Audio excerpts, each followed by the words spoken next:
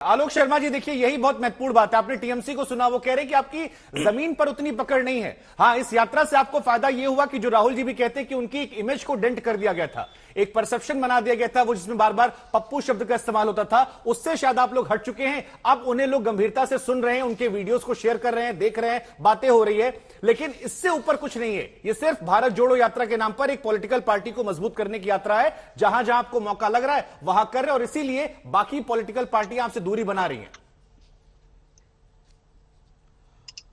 देखिए, इसमें कोई दो राय नहीं है कि माने राहुल गांधी जी की और कांग्रेस की छवि को खराब करने के लिए भाजपा ने, आरएसएस ने सैकड़ों करोड़ रुपया खर्च किया और मीडिया के साथियों को भी, उसमें बहुत से मीडिया के साथियों को भी शामिल किया।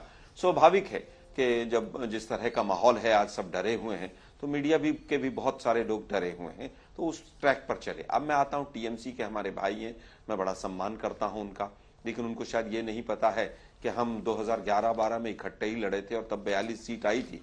और पहली बार जब ममता जी मुख्यमंत्री बनी थी तो कांग्रेस साथ थी और कांग्रेस की वजह से ही वहां पर बनी थी। उसके बाद में जो भी हुआ वो एक अलग बात है। और उसके बाद में बीजेपी के प्रवक्ता महोदय हैं, वो बड़ी बड़ी बातें कर रहे थे, कौन सी झालर और चाइनीज झालर। हम तो पूछना चाहते हैं, 2014 में आपके साथ 48 पार्टियां थी, आज कितनी पार्टियां बची हैं?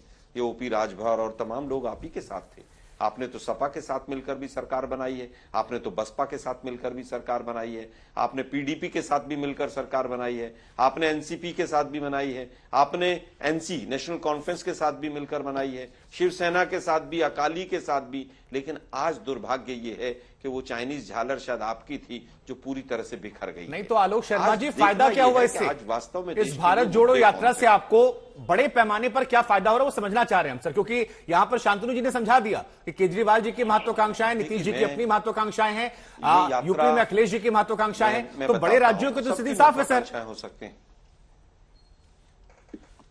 मैं फिर कहूंगा सबकी महत्वाकांक्षाएं हो सकती। लोकतंत्र में सभी की महत्वाकांक्षाओं का सम्मान किया जाना चाहिए और कांग्रेस पार्टी करती है। लेकिन शायद स्वयं पुरोहित साहब को गोवा का अपना वोट परसेंटेज नहीं पता हो। मतलब कांग्रेस तो जो है वो कुछ भी नहीं है और टीएमसी जो है वो पूरे सब जगह है।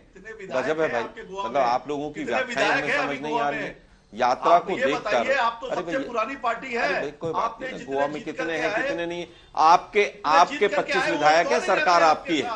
अब मैं आता हूँ वापस। अरे सुनिए ना भाई, स्वयं भाई, मैं किसी के बीच में नहीं बोला, इतना क्यों हो रहे हैं आप? सुनिए तो सही जरा। अरे सुनिए ना भाई, मेरी बात आप अरे सुनिए ना भाई, मैं तो कुछ भी उठपटांग नहीं बोल बड़ी गजब की स्थिति है कि विपक्ष की आपस में लड़ाई हो रही है। स्वयं पुरोहित जी और आलोक, ठीक है, स्वयं पुरोहित जी मैं आपके पास आऊंगा, गौरव भाटिया मैं आपके पास एक बार आ रहा हूँ। ठीक है आलोक जी और स्वयं पुरोहित जी, आप दोनों थोड़ा थोड़ा सब रख लीजिए, मैं आ रहा हूँ आपके पास। का चुनाव हो, उपराष्ट्रपति का चुनाव हो। गौरव भाटिया जी, आप इस यात्रा की शुरुआत में कहा गया कि नफरत के बाजार में मोहब्बत की दुकान खोलने आए, लेकिन यहाँ स्टूडियो में नजर आ रहा है कि विपक्ष आपस में लड़ाई लड़ रहा है। अब ऐसे में क्या बीजेपी के लिए गुंजाइशें बढ़ जाती हैं?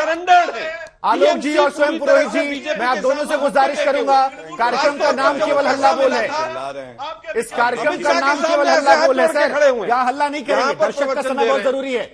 मैं आप दोनों से रिक्वेस्ट करता हूं, मेरे मेहमान हैं। और एक और बात सर आलोक जी, वो होंगे कोई दूसरे लोग जो डरते होंगे, हम आज तक वाले, हम सबसे सवाल पूछते हैं, नाराज हो चाहे जो हो, सम्मान पूरा देते हैं, लेकिन सवाल सारे पूछते हैं जो जनता की बात होती है। गौरव भाटिया जी, नहीं, मैं आप अपने ऊपर क्यों? मैं अपने ऊपर जा ही नहीं रहा सर, मैं मीडिया की बात करते हुए कह रहा हूं कि जहां पर आप बैठे हैं, संस्थान से सारे सवाल पूछे जाते हैं और बड़ी बेबाकी से पूछे जाते हैं, कोई भी राजनीतिक दल में। गौरव भाटिया जी, नफरत के बाजार में मोहब्बत की दुकान खोलने की बात हुई, लेकिन यहां पर आपस में टीएमसी वर्सेस कांग्रेस हमने देखा। क्या ये गुंजाइशें आपके लिए बना देती है? क्योंकि जितनी विपक्ष में लड़ाई होगी उतनी गुंजाइशें आपके लिए बनती हैं और उतने ज्यादा कहते हैं कि बीजेपी के जो मुसले होते हैं, जो एंटी इनकम्बेंसी होती है, वो भी उसका आपका नुकसान नहीं होता है। न्यूट्रल है बीजेपी से कि 2014 में कितनी पार्टियां थी और आज कितनी? ये शांत कराइए, चिल्लाए नहीं। एक सवाल और भी पूछ रहे हैं, मैं वो भी ऐड कर दूंगा। ठीक है आलोक जी, मैं ऐड कर दूंगा। एक बार गौरव जवाब दे दे पहले एक सवाल का। हाँ, ऐड कर दीजिए थोड़ा सा, मैं कर दूंगा। सोच रहा था शायद हम अपने आप ही कर लेंगे। शुभांकर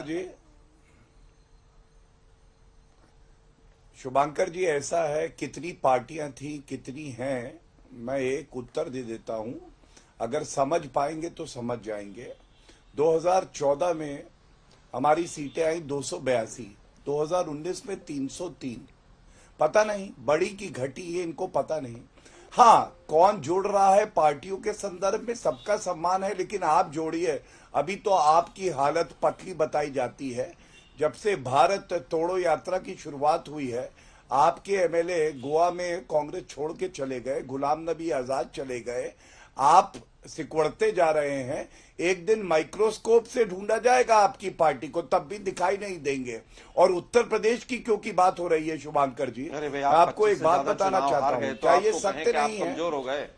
उत्तर प्रदेश 2014 के बाद आप 25 चुनाव हारे राज्यों में। देखिए आलोक जी, एक बार सुन लेते। आलोक जी, मैं आप ही को मौका दूंगा। बीच में आलोक जी, इसके बाद आप ही बोलेंगे। वही पैमाना हो क्या जाएगा। उनके बीच में कोई बोला था? आलोक जी, एक बार सुन लेते हैं सर जी। गौरव जी, शांत कराइए, अच्छा नहीं लगता। मैं समझता हूं दर्शक जब देखते हैं तो वो सोचते हैं कि किस स्तर पे चाटुकारिता करने आते हैं। अपनी बारी में तो बोलते ही हैं, जब हम लोग बोलते हैं तो भी बीच में कूद पड़ते हैं। लेकिन आपने इस चर्चा में देखा, आप पूछ रहे थे सब साथ आएंगे। अरे ये कपड़े, गौरव जी देखिए, गौरव जी अगर आप ऐसे शब्दों का इस्तेमाल करेंगे जो प्रवोक करने वाले सर हैं, तो फिर सर हल्ला बोल में खाली हल्ला होगा, सवाल छिप जाएगा। नहीं, गौरव जी 1 घंटे से कर रहे हैं, फिर आज तक वाले कह रहे हैं हम न्यूट्रल चैनल है। गौरव जी, सवाल फिर वही है कि अगर आपके साथ जो राजनीतिक दल थे वो धीरे धीरे निकल गए, हम न्यूट्रल हैं। मैं गजब है भाई। आलोक जी, अब हर बार मुझे अपने आप को साबित नहीं करना है सर, मैं सवाल पूछ रहा हूं, समय जाया ना करें। टीएमसी वाले आपने प्रवक्ता को रोका था शुभंकर जी। मैं सबको रोक रहा हूं सर। आपने मैं आप लोगों से गुजारिश कर सकता हूं, आप लोग अलग अलग राजनीतिक पार्टियों के हैं, आप सभी लोगों, गौरव जी को, आप लोगों की अपनी भी समझ है सर। 1 घंटे के हर राजनीतिक पार्टी का अपना एक चरित्र है, अपनी समझ है सर। सवाल बीजेपी से नहीं पूछा गया, हर राजनीतिक, सारे लोग छोड़कर भाग गए। पूरी करना चाहता हूं आलोक जी, जब भारत जोड़ो यात्रा को लेकर चर्चा नहीं, तभी शिकायत आप लोग करते हैं। आज चर्चा आपको लेकर, इसलिए सवाल ज्यादा आपके इर्द गिर्द हैं। अगर बीजेपी का कल का टॉपिक था ओबीसी समाज को लेकर, कल हमने सारे सवाल उनसे पूछे थे। टॉपिक देखकर भी सर सवाल डिसाइड होते। आपको लेकर चर्चा हो रही है, आपके बारे में बात हो रही है। गौरव जी, सवाल फिर वही है, आपका साथ भी लोगों ने छोड़ा। धन्यवाद जी। शुभांकर जी, देखिए बिल्कुल आप जो कह रहे हैं, मैंने उसी बात का उत्तर दिया कि हमारा साथ कुछ साथियों ने छोड़ा, लेकिन अपनी विचारधारा से हमने समझौता कभी नहीं किया।